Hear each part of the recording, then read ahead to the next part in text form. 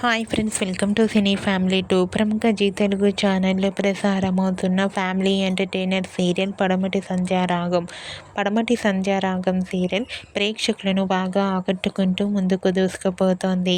ఈ serial heroine Manoj Soundarya Reddy, శౌర్య రామలక్ష్మి క్యారెక్టర్లో చాలా అద్భుతంగా నటిస్తూ తమకంటూ ప్రత్యేకమైన గుర్తింపును సంపాదించుకున్నారు.